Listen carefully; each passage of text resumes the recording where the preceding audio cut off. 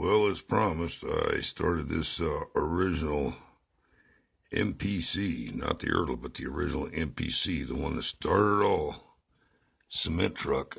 And as you can see, there is a mountain of parts for this truck. A lot of this chrome is going to be dechromed. Got some wheels pre-assembled and everything ready to dechrome. You take your time with this truck. Well, I tell you, it's a spectacular model. They were well ahead of their time when they did this back in 1971. Is when this truck came out. You know, later part of the 70s when they introduced it. But it's like little details like you don't get in these trucks nowadays. It's like, you know, the working U-joints. It's pretty darn awesome. I've already started the frame.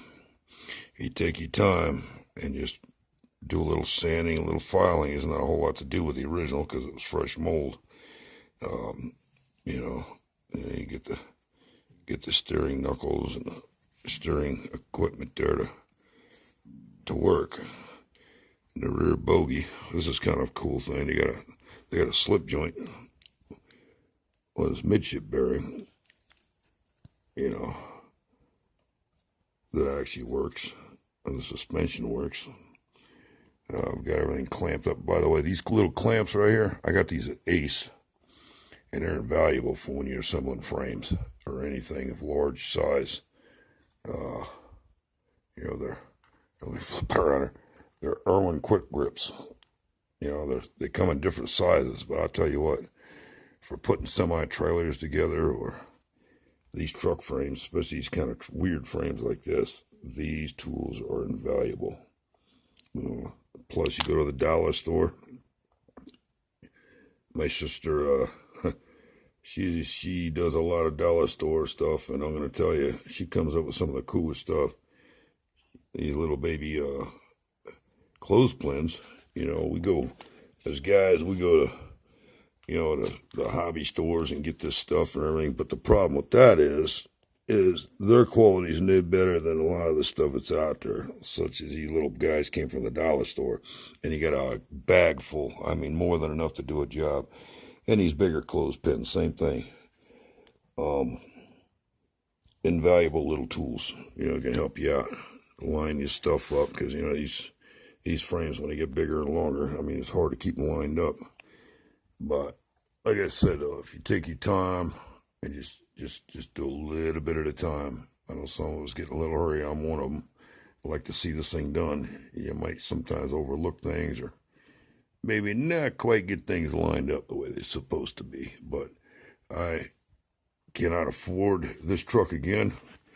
My brother found this on eBay. He knows I've been looking for this truck for over 40-something plus years. And the price, it was pretty high, but it wasn't as high as most I've seen, and it was complete. The truck was complete, still in the bags and everything like that. And the only thing I had to do was, you know, they didn't have the braces back then when they molded this truck originally, and this is the original red mold they used to mold them. But, you know, as the newer issues, they got those braces you got to cut out. And that was good because it kept these little wing window braces and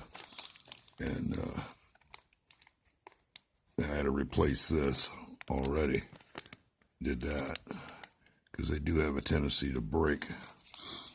So that turned out okay. We saved that. But the parts on this kit, I took them out of the bags and everything, just kind of compared it with the newest kits, the re-releases. And I got to tell you, it's a shame that they, you know, it's good that they're coming out with these kits. Kind of brings back a little nostalgic stuff, and it brings you back in time when they used to have these in plentiful, when they were like $5, $6 at the store. Yeah, can you believe it? This truck here, I think original price on this thing was like $6. And like I say, that's a kit that was well ahead of its time. You know, rolling wheels, workable steering, the drum rotated, you know, the chute, you know, it's positionable. The ladder even folded in and out. Great detail. Oh my God, I mean, the detail on this was just amazing, even by today's standards. And it's a shame that these model companies, there's so many subjects out there to model, you know. All we keep getting is repeats of the old Peterbilts and Kenwares and stuff. Nothing wrong with those trucks. I love them. But man, there's so many trucks that could be modeled that would be just cool, you know. And I really feel bad for the guys that like doing the straight trucks. Nothing out there for straight trucks. Other than the Ford from AMT, you know. No square body Chevys. That would be a boy. I tell you, these companies get on the ball, listen to the customers instead of bean counting, and listen to the customers. They could make a lot more money than just anticipating, well, we'll do this and we'll cut curves and do this and that, and thinking they're going to make a mint on it. It doesn't always work out like that. But I just want to give you an update of what's going on here. This is phase 1 of the build. I haven't decided if I want to do this all American. I just did an all American tractor. Even though I like this is pretty cool. I don't know. There's a lot of different paint schemes out there that are awesome for this truck. So I'll keep you abreast on that. And if anybody's got any ideas, just let me know. You know, we'll see what we can do. But, of course, this here's, you know, that's priority. All you model builders and truckers out there, you know, this here's priority. That's the old coffee there. Got to have that. So, important tool for model building. But I want to get a shout out to my brother Richard. Man, I hope you're safe out there on the road. And, you know, you drive trucks, owner operator, independent. Beautiful truck he has. But maybe one day I'll do a video of that. Pretty cool truck he has. So, hey, I appreciate you all tuning in and watching. Thank you.